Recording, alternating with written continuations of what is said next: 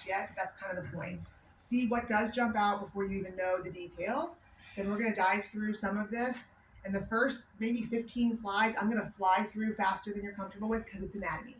You should already know it, but I think it's still good to start with a really quick, here's what we're looking at and here's the relevance. All right?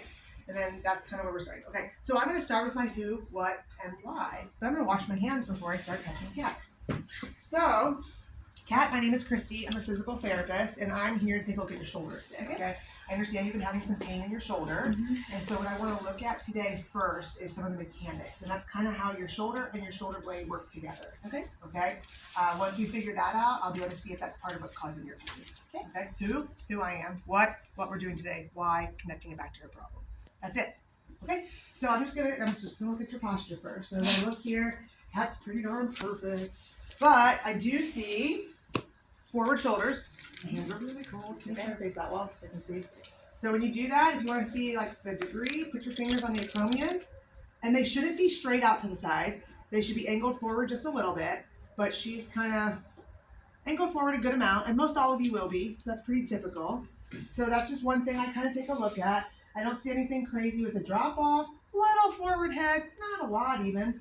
External auditory meatus in front of the shoulder, should be more in line with the shoulder. I'm not going to worry about the low back right now. We'll get to that in our posture unit. I'm very aware low back can affect shoulder function also, but right now I want to stay focused on this.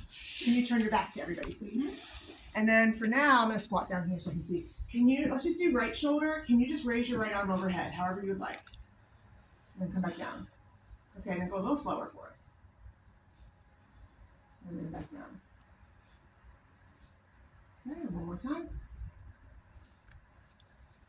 And back down.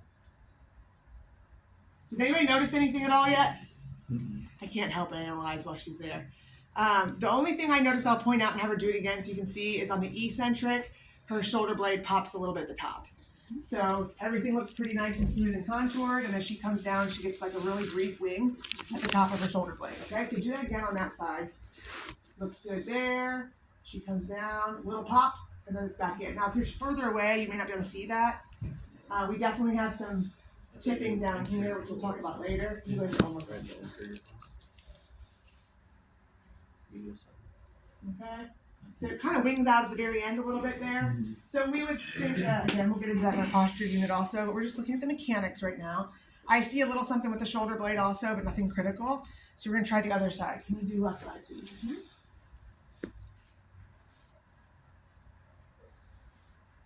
Does that look different? Yeah. What did you guys notice? It didn't wing out. It didn't wing out at all. Do it again.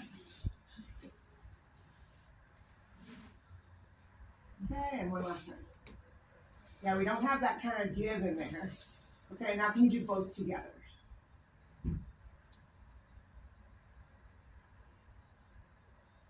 Yeah, okay, good. So right now, I'm going to show you more specifics on measuring scapulohumeral rhythm as we get to that section.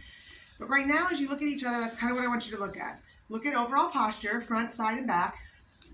I like to look at one at a time. Some of my friends like to do both together and then break them up. I like to look at one individually just because it lets me focus in, and then I can look together to see if it looks symmetrical. And she's got a little asymmetry. That's something, as we'll talk about later, there's a little what we call scapular dyskinesia, which is just poor movement of the scapula. Not terrible, just minor.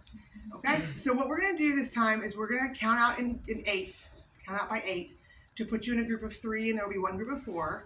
And we're just going to have 2 people need to be able to help look at one person. But I'd like you to assess each other's